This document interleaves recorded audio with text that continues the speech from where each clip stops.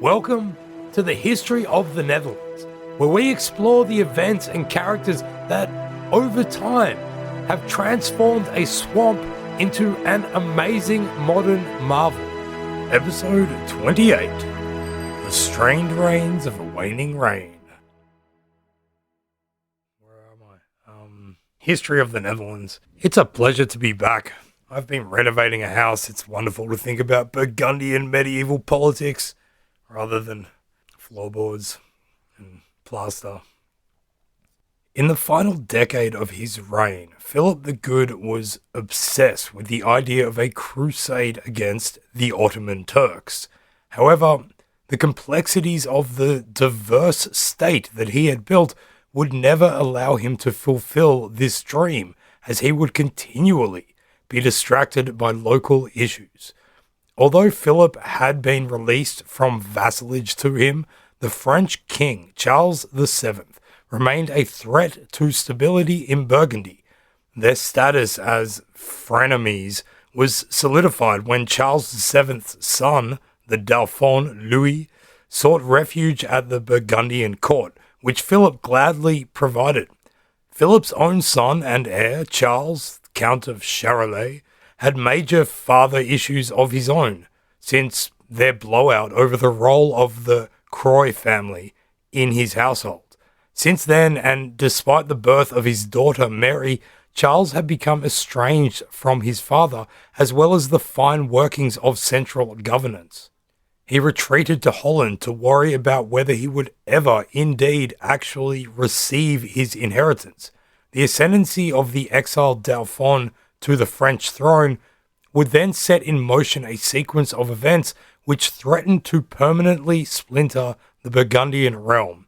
But before this could happen, the estates of the Burgundian Netherlands took the small step of organising a meeting on their own accord in order to secure Charles's inheritance and force a reconciliation between the aging and deteriorating Duke and his ambitious and aggressive son. And in so doing, the Estates General of the Netherlands had taken one giant leap onto centre stage of Low Country politics. We are going to cover a lot in this episode, so to begin with, we are going to take a quick look at what was going on with the relationship between France and Burgundy during the 4 or so years that Louis, the Dauphin, spent in exile in Brabant. It is important to remember that although France and Burgundy had officially, on paper, ended hostilities with the Treaty of Arras in 1435, Charles VII and Philip had remained locked in a Cold War, always trying to diplomatically undercut, outmaneuver, and thwart each other's strategic positions. We saw an example of this last episode when Charles VII had leveraged Philip's obsession with going on a crusade against the security of his own domains. Sure, Philip could leave his lands to go and take on the Turks if he wanted, but those lands might be French territory if and when he ever returned. So, with this tussle in mind, it was a great boon for Philip when Charles VII's son and heir, Louis, arrived seeking protection from his father. Philip gave great attention to the desires of the Dauphin, always showing him deference and trying to build a relationship that would serve his own interests in the future. The chroniclers explain in detail the almost absurd lengths Philip would go to show proper courtesy towards his unexpected guest, with Richard Vaughan describing his behaviour towards Louis as, quote, obsequious servility, end quote. Surely, when Louis did become king, however, Philip's hospitality would pay massive dividends. But Charles VII was not done yet, and for 4 years after his son had made his flight into Burgundian lands, he stayed alive and kept the pressure gauge set too high. Thomas Basson, who was the Bishop of Lisieux, wrote of the French king's strategy towards Burgundy, quote, when someone wants to remove the massive bulk of an ancient tree with its huge trunk and extensive roots buried far in the earth, he starts by digging a deep trench right around it so that after bringing up some men and yoked oxen, he can drag it down with ropes when it has been entrenched around in such a way that it has very few roots still in the ground. In the same way, to bring down and humiliate the House of Burgundy, which at that time was the most flourishing and the most prosperous in France or Germany, Charles, King of France, as it were, undermined it all round, uncovering and severing its longest roots wherever he could." End quote. Charles VII's focus on Burgundian territory landed on those towns of the Somme, which Philip had acquired by mortgage from him in 1435, and on Luxembourg, which, although imperial territory, was exposed to French influence due to its close proximity. As you will remember, although Philip controlled Luxembourg, there were about 50 million dudes calling themselves Duke of Luxembourg. Charles VII paid one of these, the Duke of Saxony, half an agreed amount for claim of the title. So now there were 50,000,001 Dukes of Luxembourg. Despite this, and also sending small contingents of troops into the territory, Charles VII was just posturing, and Philip managed to maintain his hold on power there. Philip definitely felt threatened, however, and so decided to shore up his position by making another joyous entry into Ghent in 1458. Although he had forced submission on the rebellious, he was still wary of their loyalty towards him and of the possibility of Charles VII making overtures in their direction. So he made this second joyous entry to try and safeguard against these. The French king was definitely irked that his son Louis was holed up in Brabant with Philip, which contributed to his ongoing antagonism towards Burgundy. Philip had given the Dauphin a residence at Genappe for his time in exile, and he made the most of that time there. The King of France was getting on in age, so Louis was just waiting and wishing for his death so he could begin his own reign. Like literally, he had astrologers predicting for him the date and time of his father's impending death. Genappe was a great location for Louis, and his court became another centre of power in the Low Countries to which people could gravitate. Naturally, many people wanted to suck up to the person who would inevitably become one of the most powerful rulers in Europe. Louis entertained people from around Philip's domains and beyond, making sure to put the right money and words in the right pockets and ears to be able to fortify and expand his influence into the future. It's worth repeating the quote we gave in the last episode, which Charles VII reportedly said after discovering Louis had been given sanctuary by Philip. Quote, "My cousin of Burgundy nourishes a fox who will eat his chickens." End quote.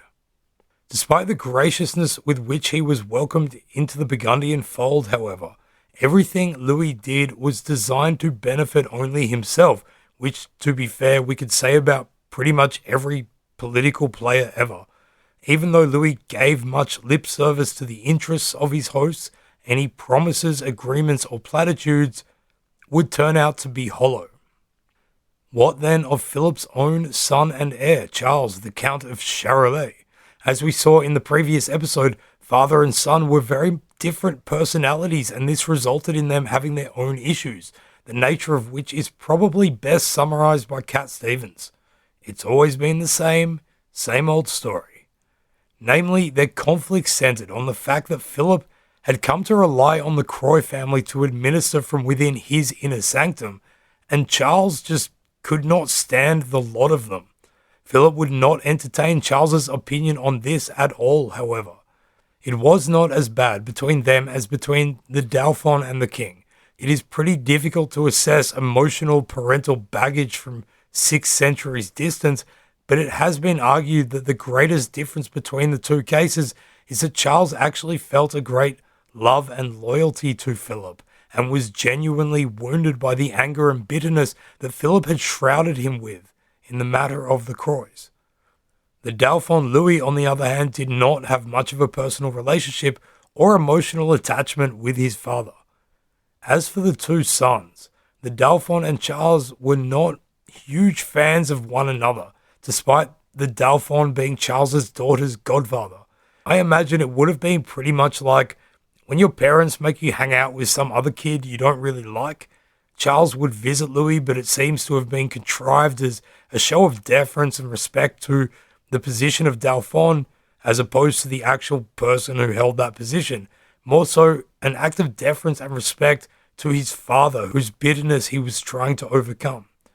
Once, when Charles took Louis hunting, he lost contact with him during the hunt and returned home alone, resulting in a good finger wagging from the Duke for failing his duty. Such disappointment would have impacted Charles, who, although impulsive and quick to anger, had the strong sense of duty and honor one would expect from someone who had been made part of the most exclusive chivalric order at the tender age of 20 days old. So during the years that Philip was fawning on the exiled Louis, Charles spent his time in Le Quesnoy in Hainaut with his wife and daughter, and in Holland. His feelings towards his father seem to have ranged between contempt and concern, often taking policy positions that were opposed to him. Blockmans and Prévenir suggest that during this period in which he was neglected of guidance to prepare him for his future rule, he formed the habit of looking at things in a binary fashion, and forsook the nuances which his father had been so apt at navigating. Charles's beef with the Croy family did not abate during his absence from the Burgundian court, but instead was carried with him into Holland, where one of their nephews, Johan de Lannoy, was the stadholder. During his time in Holland, Charles took possessions of numerous territories from him. Most important among these was Gorinchem, which is also the most fun one to say. Gorinchem. Charles's presence in Holland meant that a new top dog was in town, so local power brokers, especially Johan de Lannoy, found their influence eroded if they were not in the Count's good books. In July 1461, the French King Charles VII became bedridden due to an illness arriving from an infection on his leg, believed to have been caused by diabetes. As his son Louis, stationed in Genappe, waited eagerly, the old king still held out for his son's redemption. Louis, however, did not seek his father's forgiveness. In all policies, he took the opposite stance to the king, throwing his support behind those whom his father had positioned himself against, such as the House of York in England. There was no way that Louis was going to break down in a fit of filial forgiveness and contrition. In fact, so impatient was he for his father to die that Louis moved to Avesnes, closer to Paris than Genappe, so that he could receive word of his imminent ascension to the throne in the quickest time possible. His departure was interpreted by the Burgundian chronicler Chastelain as a slap in the face towards his Burgundian hosts, and showing how little he actually cared for them despite the respect and courtesy he had been shown during his time in exile. Chastelain described it, quote, "Now the king," and he means Louis here, "now the king left the duke's territories without having taken leave nor said adieu to the Countess of Charolais, although he was in her neighbourhood, and he left behind him the queen, his wife. The said queen had neither hackneys nor vehicles with which to follow her husband. Therefore the king ordered her to borrow the hackneys of the countess and chariots too. Heartily did the countess accede to this request, in spite of the fact that the thing seemed to her rather strange that a noble king, and one who had received so much honour and service from the house of Burgundy, and had promised to recognise it when the hour came, should thus depart thence without saying a word. However, in spite of all this, the countess would gladly have given the queen the hackneys as a gift if they had been asked, and she sent them to her by one of her equerries named Corneille de la Barre, together with the chariots and wagons. And thus the queen left the country just as her husband had done, without saying a word either to the duke or the countess." End quote. Charles VII died on July 22nd, 1461, and Philip the Good, alongside a great many people, including his own son Charles, went to meet Louis in Avesnes to escort him to his coronation in Reims. It's rhymed, Reins in English, rhymes, but the French say Reims. Louis, for his part, resumed his attitude of humility and appreciation for the support he was receiving. According to Chastelain, throughout the whole process, it was Philip who shone as the great prince. This moment has even been suggested to be the proudest in his life, as he sat poised to wield significant influence over the fortunes of France, much in the fashion that his grandfather, Philip the Bold, had done 8 decades prior. For his part, Louis was happy to promote the image of a pauper king. Philip remained in Paris with him for 6 weeks after the coronation, probably waiting to be officially made the right-hand man. His fancy attire would have struck quite the difference with the new monarch, who walked around in simple clothes with a pilgrim hat on. He shunned splendour and haughtiness, often dining in taverns and halls with commoners. The 19th century French historian Ernest Lévis relayed the story that when the Duke and King rode into a town, people were heard to exclaim, quote, "Is that the King of France? Altogether his horse and dress are not worth 20 francs." End quote. Those things that could be said to characterize Burgundian court culture were largely absent from the court of a new, miserly French king who supped with peasants and rarely stayed in one place for long. The contemporary French poet Martial Dauphin wrote of Louis XI coming to power, quote, "Farewell dames, citizens, demoiselles, feasts, dances, jousts, and tournaments, farewell fair and gracious maids, mundane pleasures, joys, and games." End quote. Now that he was king, however, Louis XI's true colours would come through. He did not name anybody to the position of his main advisor, and rather took advice from whoever he wanted, whenever he wanted. His idea of a royal court was extremely different from his predecessors and from Philip's. Richard Vaughan even reckoned that, quote, "In the long term, Louis's aim was no less than the total demolition of the Burgundian state. In the short term, his plans were the same as those of Charles VII, to maintain and encourage a group of pro-French councillors at the Burgundian court, to develop an anti-Burgundian system of alliances, and, above all, to regain possession of the Somme towns." End quote. Now, folks, it's time for an ad break. Tot Strux.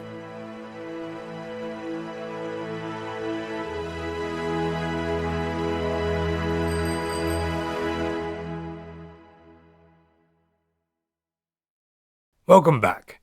Philip the Good's life had certainly entered a new final phase. He was 65 years old and physically less able than ever before. Charles must have thought that if he was indeed to be his father's heir, true reconciliation had to be forthcoming soon. To Charles, however, the Croix and their allies were taking advantage of his father's weakened state, and in 1462, a rather bizarre episode exhibited either the level of threat they did pose to him, or the level of his paranoia. One of Philip's chamberlains, called Jehan Custine, was at the Brussels court in July when he was suddenly arrested on the orders of Charles, and along with a supposed accomplice, taken off to a place called Rupelmonde, about 30 kilometers north, and promptly executed. The charge was that Custine and his accomplice had attempted to poison Charles. Don't you love medieval feudal justice? Custine had secured his position in the court thanks to the Croix, and is supposed to have enjoyed a position of trust within the ranks. It is completely unknown whether he actually was trying to poison Charles, or whether Charles fabricated the accusation in order to take a jab at the Croix. It has also been pointed out that Custine may have just been the victim of violent politicking, that somebody else entirely, who held a grudge against him or had eyes on his position, directed rumours in Charles's direction, which would have exacerbated his pre-existing spite for all things Croix. Charles's actions in this matter were not healthy for his relationship with Philip, and would have struck a fair amount of fear in the Croix. If they were manipulating the Duke against him, as he was convinced they had been, then he had just given them reason to work even harder at excluding him completely. They and their allies now knew that if and when Charles did become Duke, they would need to flee for their lives. Around the same time as this happened, Philip appointed Charles as his representative in Holland. Although on the surface this might seem like a normal move towards his eventual succession, it was more likely an attempt by Philip to get his son back to the swamplands and out of the central governing sphere, following the Custine affair. Charles, however, took the occasion whilst in Holland to have Jean de Lannoy removed as stadhouder, replaced by one of his own men, Lodewijk van Groothuis, as well as having the Estates of Holland formally recognize him as Philip's true heir. On top of this, the Estates of Holland also let it be known that they wanted the other Burgundian lands to recognize Charles's position as heir too. Philip was none too happy about this, cutting off Charles's income, only to have the States of Holland grant him a hefty annual subsidy for a period of 10 years, negating Philip's angry parental move. So there is no doubt there was still serious conflict between father and son, but their relationship was not the only thing that had taken ill. Philip, really feeling the weight of his years, also got sick and was bedridden to the extent that even his wife Isabella of Portugal came to see him. Although the two had formed a functioning and formidable political pairing, there was not much real love lost between them. She had withdrawn from the scene following his altercation with Charles in Brussels, but now both her and Charles went to his bedside. Charles, in particular, is supposed to have been attentive, hoping to revive his father's magnanimity towards him. However, once Philip had recovered, he upset Charles all over again by still sticking with the Croys. Philip even had one of his son's favoured men in Holland, a guy called Antonis Michaels, arrested. So Charles, with the Croys once more cruelly in his craw, crawled back to Holland to have his man released and to petulantly think about how he would secure the rest of his inheritance. He would soon be given even more reason to worry about this. The new French king, Louis XI, had quickly gone to work on a weakened and less vigorous Philip. The argument has been made by Vaughan that Philip had a soft spot when it came to French monarchs because he saw himself as a loyal Frenchman at heart and figured that they also must see him this way. But if either of them did, this notion was superseded by his position as the most dominant political figure of his age. It turns out that Louis XI had also brought the Croys into the spheres of his own influence and wallet. In 1463, egged on by him, they convinced Philip to agree to something which it can be reasonably argued he would never have consented to in his younger days. He agreed to the return of the Somme and Péronne towns to French possession, those he had acquired via the Treaty of Arras over 3 decades earlier. These were strategically important defensive towns that guarded the southern entrance into the Low Countries against French incursion, but which also provided great manpower for Burgundian forces such as the Picards, as well as other resources and tax wealth. The mortgaging of these towns to Philip in the Treaty of Arras had been one of its central and most sensational tenets, and they could only be redeemed for a huge amount of cash. People have argued ever since why exactly Philip actually went through with this deal. Perhaps he thought that by giving these towns back to France, he was displaying an act of good faith towards the new king which would pay off politically later. Or perhaps he was still so obsessed with the idea of a crusade that he was willing to sacrifice the towns for the French support it would engender and the fabulous resources he could now purchase with this cash injection. What is known for sure is that it was on the advice of the Croy brothers, Jehan and Anton, both of whom were actively promoting Louis XI's interests, that Philip agreed to the deal. Louis gave Philip a nominal sum and convinced him that the rest of the payment was coming. Goodbye, Somme and Péronne towns. You are now French. When Charles heard about this, he was absolutely and understandably infuriated. An important part of his inheritance had been handed over to Louis XI without him having any say in the matter or getting anything of benefit. And to rub salt into the wound, the people who he was certain had tried to have him murdered just a year earlier and who he had been raging against for years had been the ones to convince Philip that this was the right move. Charles believed there was a serious possibility now that his father would either disinherit him completely or give most of his lands away to other people, he decided that he had to act quickly. So off Charles went to Lille to ask the serious question: what the actual? Our good old mate, Olivier de la Marche, the very same who had possibly once cross-dressed as a personification of the Roman Catholic Church at the Feast of the Pheasant, gets personally involved in the story once again at this point. De la Marche was still serving the Duke in these terse times when Philip was feeling his age, and under the influence of the Croix, Charles was feeling left out and making moves that were arousing his father's suspicions of ill intent, and Louis XI was trying to drive a wedge between them and deep into Burgundy's guts. While together at Lille, Philip and Charles received a French embassy led by the king's chancellor. He accused Charles of having taken a French warship captive and arresting a guy called the Bastard of Rubempré, who Charles thought had been sent to kidnap him. Furthermore, proclaimed the ambassador, de la Marche had spread this story far and wide, disseminating lies that were doing much damage to the French king's honour. Philip de Comines, who would later be called the, quote, first truly modern writer, end quote, but who at this stage was a young ducal page just a few days into his new job working for Philip at the time, and so a witness to all of this, tells us that, quote, His Majesty, finding himself unjustly traduced, demanded of Duke Philip that Monsieur Olivier de la Marche might be sent prisoner to Paris to receive such punishment as his offence deserved, to which Duke Philip made answer that Sir Olivier de la Marche, being a native of Burgundy and steward of his household, was upon no account subject to the crown of France. End quote. Actually, why not also let de la Marche, who wrote of it years later, tell us his version? Quote, The bastard was put in prison, and the Count of Charolais sent me to Hesdin, to the Duke, to inform him of the arrest and its cause. The good Duke heard my report kindly, like a wise prince. In truth, he at once suspected that the craft of the King of France lurked at the bottom of the affair. Shortly afterwards, the Duke left Hesdin and returned to his own land, which did not please the King of France, who dispatched thither a great embassy with the Count d'Eu at the head.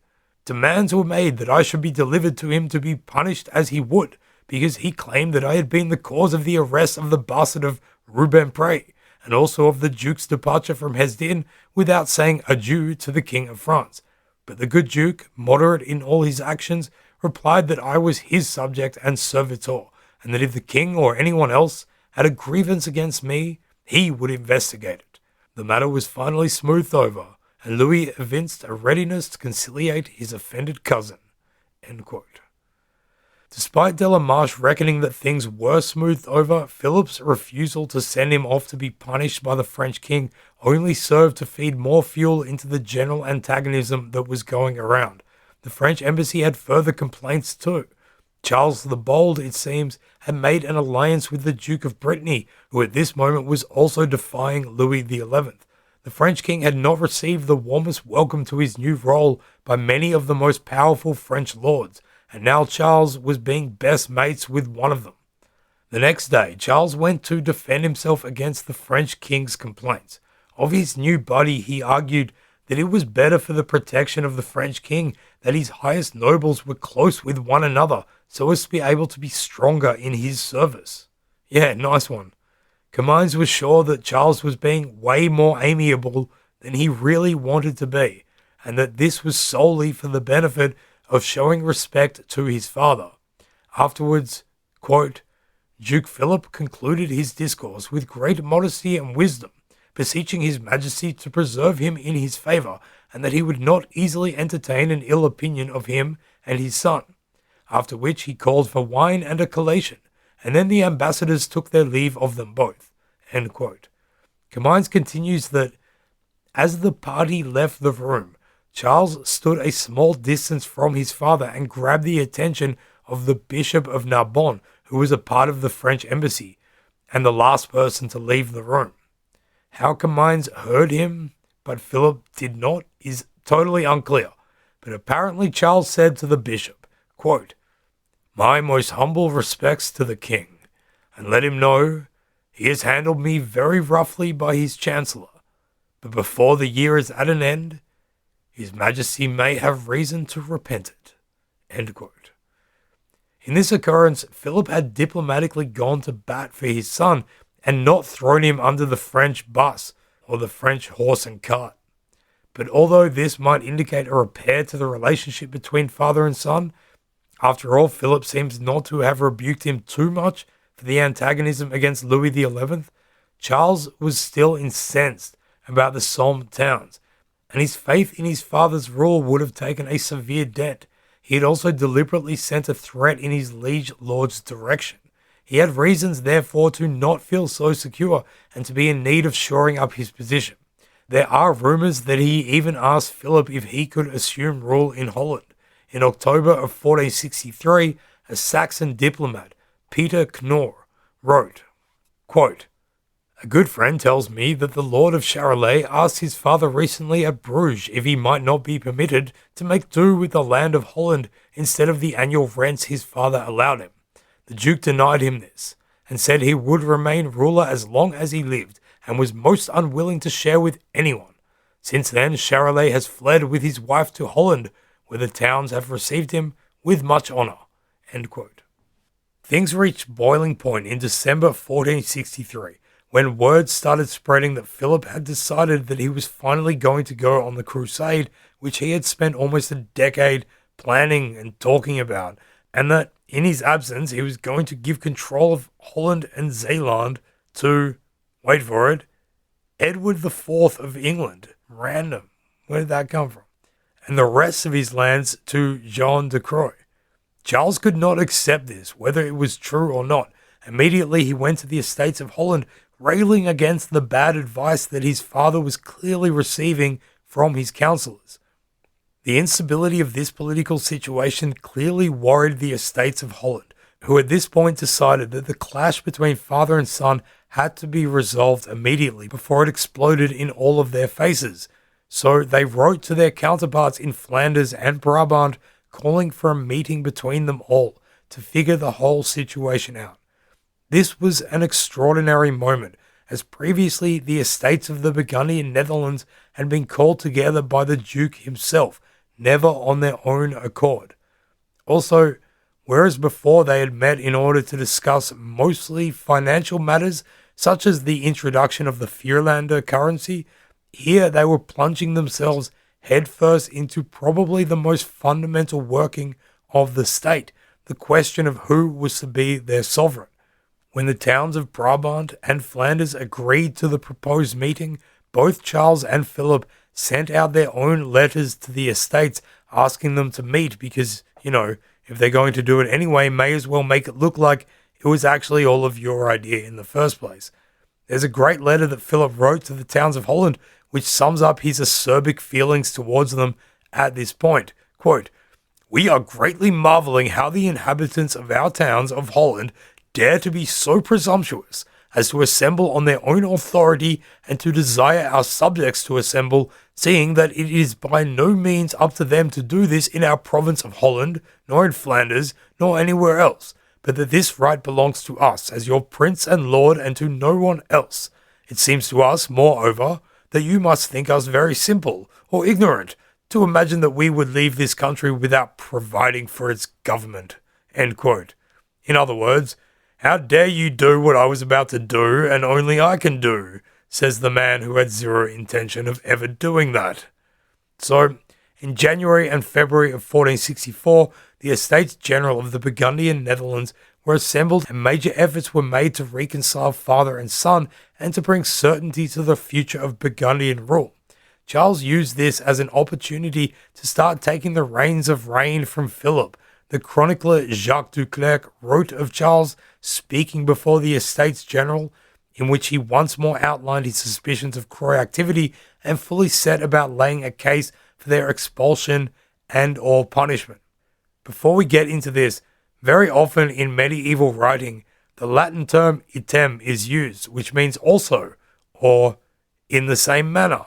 So in the following quote, for the sake of not constantly repeating the word item, we will use one of the myriad ways that the English language provides to say the same thing.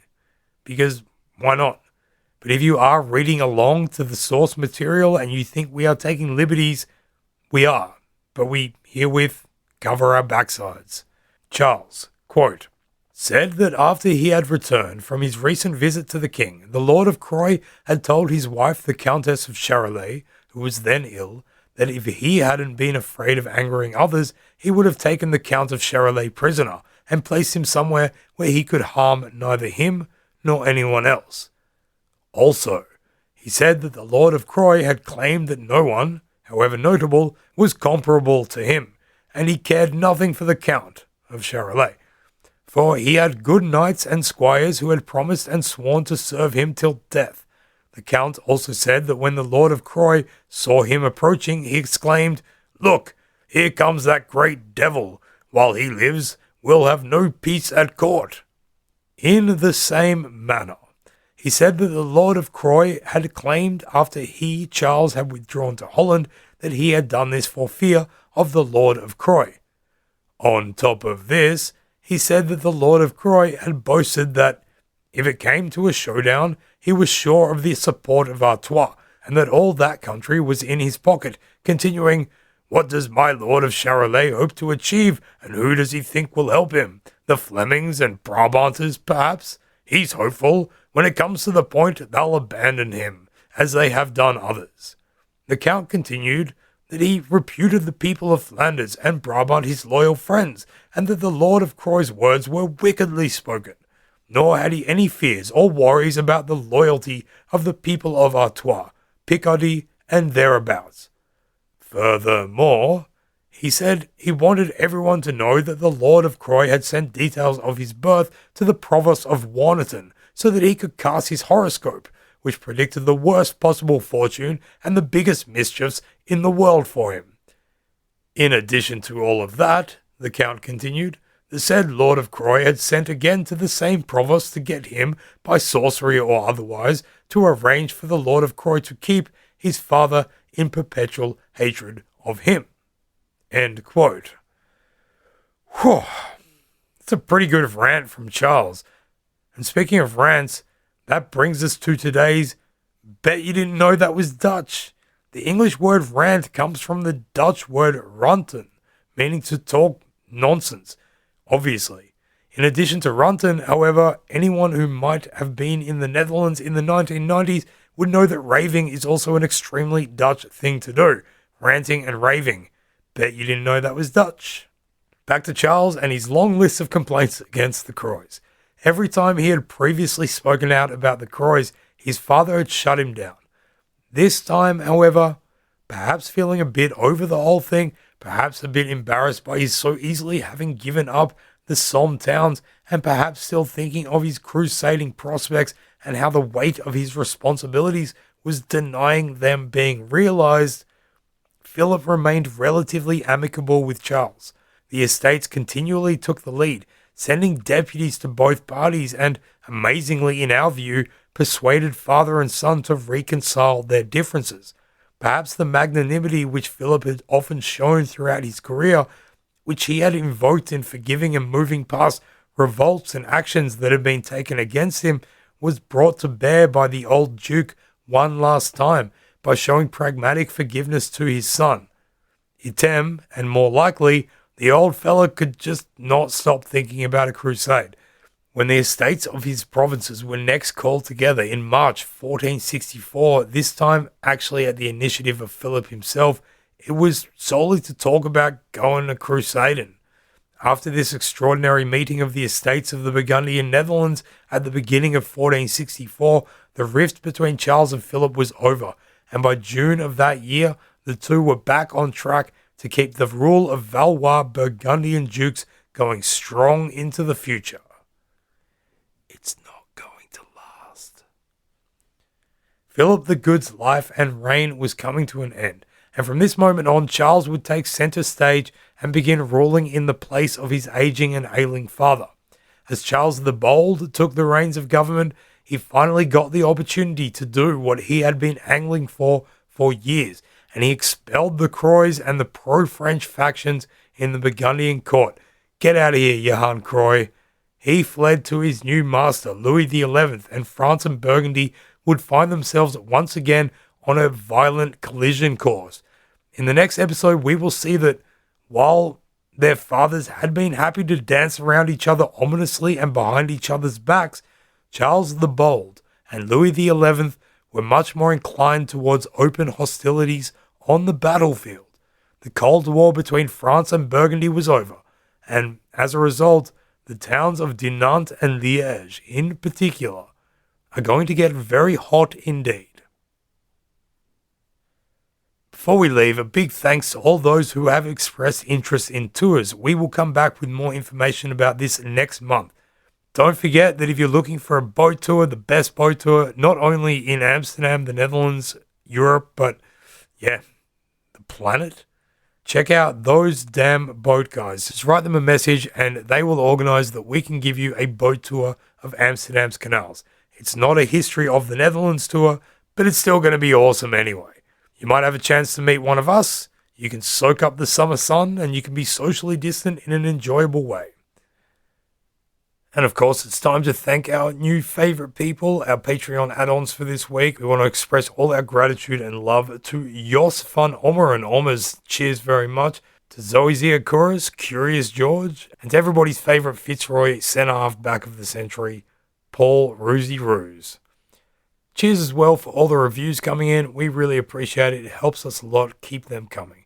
And before we leave, we want to give a podcast recommendation. You might be surprised to learn that we listen to a lot of podcasts and a lot of history ones. And one of our favorites is, we get the irony, the Australian Histories podcast run by Jenny. She's an absolute superstar who tells it in such a clear and engaging way. So if you're looking for the history of another random country, go and check out the Australian Histories podcast. Thanks very much, and we'll see you next time.